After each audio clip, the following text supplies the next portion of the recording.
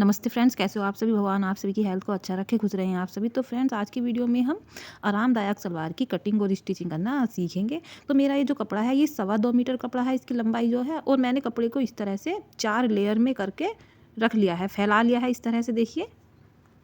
तो फ्रेंड्स, अगर चैनल पर न्यू हो तो चैनल को सब्सक्राइब कर लीजिए। तो इस तरह से देखिए, मैंने कपड़े को डबल करके और 4 लेयर में रख लिया है। और जो इस तरह से कपड़े की जो लंबाई है वो 45 इंच है। और हम इसमें जो सलवार बनाएंगे उसकी जो फुल लेंथ होगी वो होगी 41 इंच। तो इस तरह से कपड़े की लंबाई है 45 इंच, इस तरह से डबल करके। और जो चौड़ाई है वो है 42 इंच। जब हम कपड़े को सिंगल रखेंगे तो होगी 42 इंच, और जब डबल करके रखेंगे तो होगी 21 इंच। तो इस तरह से आपको लंबाई चौड़ाई का कपड़ा लेना है। अगर आप 41 इंच की सलवार बना रहे हो तो ऊपर पहले हम नेफे का निशान लगाएंगे 2 इंच का। तो हम इसमें इलास्टिक डालेंगे, चाहे तो आप कमरबंद का भी यूज कर सकते हो। तो इस तरह से पॉइंट लगा करके एक लंबी सी लाइन खींच लेंगे।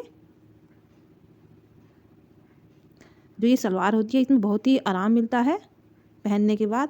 तो इस तरह से हमने निशान लगा लिया है 2 इंच पर। अब हम मोहरी के लिए निशान लगाएंगे 2 इंच पर। ये इस तरह से, ये 2 इंच पर लगाना है निशान मोहरी के लिए भी। चाहे तो आप अलग से कपड़ा लगाकर भी मोहरी बना सकते हो, पर मैं जो कपड़ा है इसी कपड़े में ऐड करूँगी मोहरी के लिए भी कपड़े को। तो इस तरह से यहाँ पर भी हम लाइन खींच लेंगे। तो फ्रेंड्स, जो हम ये कटिंग के लिए निशान लगा रहे हैं तो इसमें हमने मार्जिन और लूजिंग दोनों को रखा है। आपको अलग से मार्जिन लेने की ज़रूरत नहीं है। अब आसन का निशान लगाएंगे 14 इंच पर, ये यहाँ से नीचे की साइड को।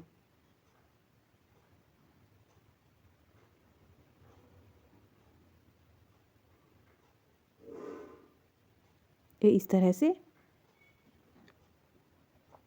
तो ये इस तरह से हमने यहाँ पर आसन का निशान लगा दिया है। अब अंदर की साइड को हम निशान लगाएंगे 4 इंच पर। अगर आपका नॉर्मल साइज़ है तो आप 4 इंच पर निशान लगाइए। अगर आपका बिग साइज़ है तो आप 3 इंच पर निशान लगाइए।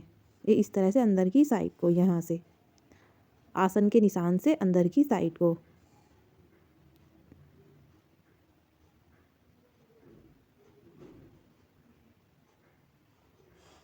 ये इस तरह से देखिए। अब आते हैं हम मोहरी की साइड। तो जो मोहरी की गोलाई रखूँगी मैं वो रखूँगी 7.5 इंच पर, और 1 इंच का मैं मार्जिन रखूँगी। तो मैं नीचे की साइड निशान लगा लूँगी 8.5 इंच का।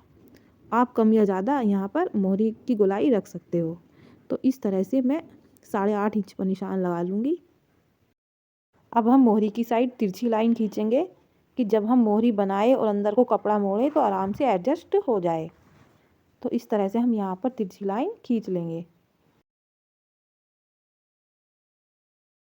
अब देखिए फ्रेंड्स, ये जो पॉइंट है हमें इस पॉइंट को इस पॉइंट से मिलाना है ऐसे, और एक लाइन खींच लेनी है। अब इस तरह से लाइन खींचने के बाद अब हम इसकी लंबाई देखेंगे कि कितनी है यहाँ से यहाँ तक इसकी लंबाई।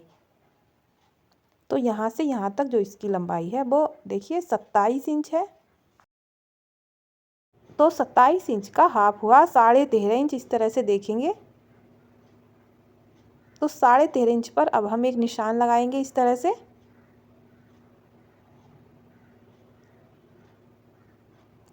और इसके बाद इस तरह से हमें यहाँ पर हल्की सी तिरछी लाइन खींचनी है और यहाँ तक मिला देनी है।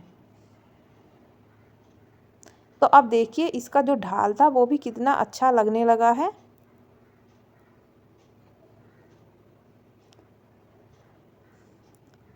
अब हम इस तरह से अंदर की साइड को यहाँ से 2 इंच पर निशान लगाएंगे, क्योंकि अब हम आसन को शेप देंगे। और फिर इस तरह से 2 इंच पर निशान लगाने के बाद हम ऊपर तक इस तरह से लाइन खींच देंगे।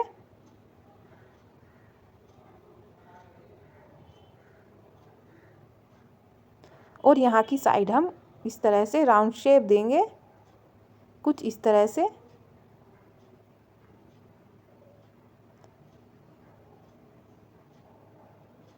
और जो ये लाइन है ऊपर वाली हम उसको हटा देंगे। अब हमें यहाँ से यहाँ तक इस तरह से कटिंग करनी है। ऊपर वाली लाइन पर कटिंग नहीं करनी है, सिर्फ नीचे वाली पर करनी है।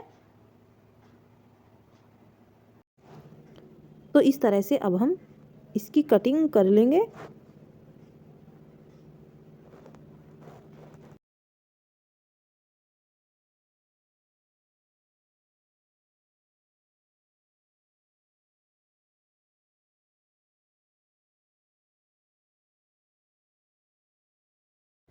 ऊपर से भी दोनों पार्ट को अलग कर देंगे।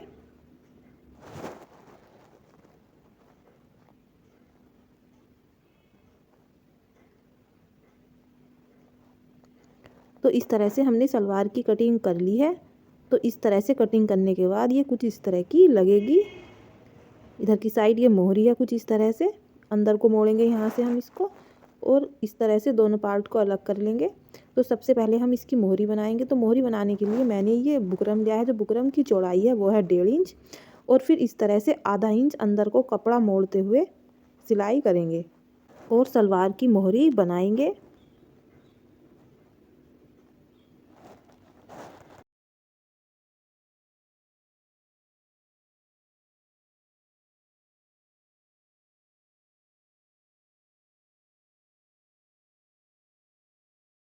तो इस तरह से हमने सिलाई कर ली है। अब अंदर को मोड़ेंगे अच्छे से,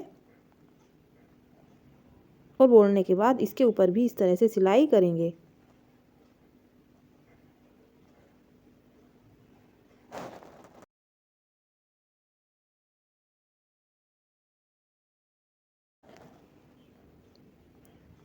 अब नॉर्मल वैसे ही सिलाई करनी है 2-3, जैसे हम जब सलवार की मोहरी बनाते हैं तब करते हैं।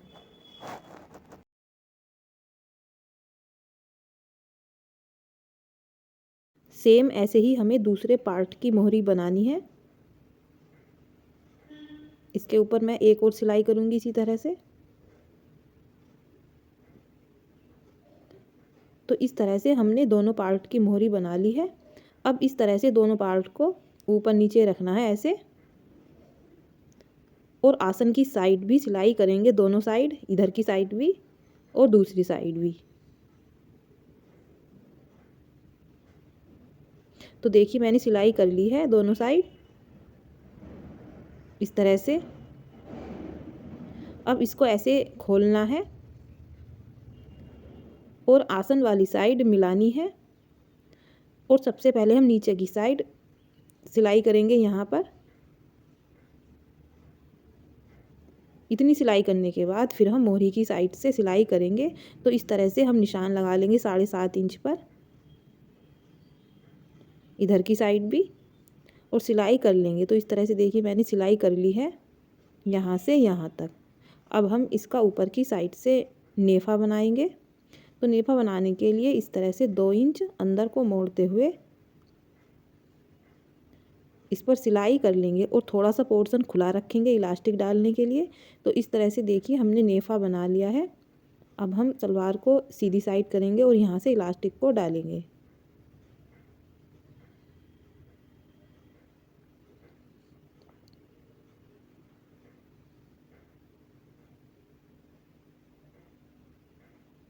तो इस तरह से इलास्टिक को मैं एक सेफ्टी पिन में डालूँगी, और फिर हम सलवार में डालेंगे।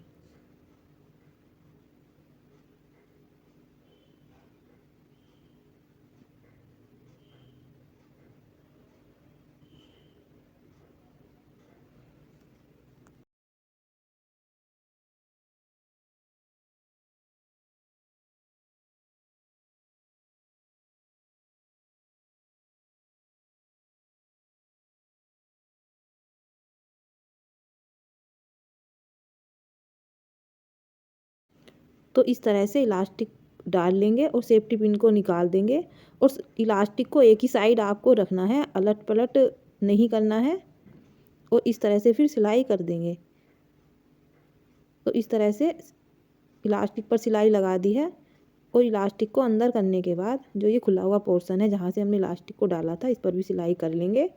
तो इस तरह से देखिए हमारी आरामदायक सलवार एकदम तैयार है, और इस सलवार में बहुत ही आराम मिलता है पहनने के बाद। तो इस तरह से आप आरामदायक सलवार घर पर बना सकते हो। तो फ्रेंड्स अगर आपको हमारी ये वीडियो पसंद आई हो तो फ्रेंड थैंक यू, बाय।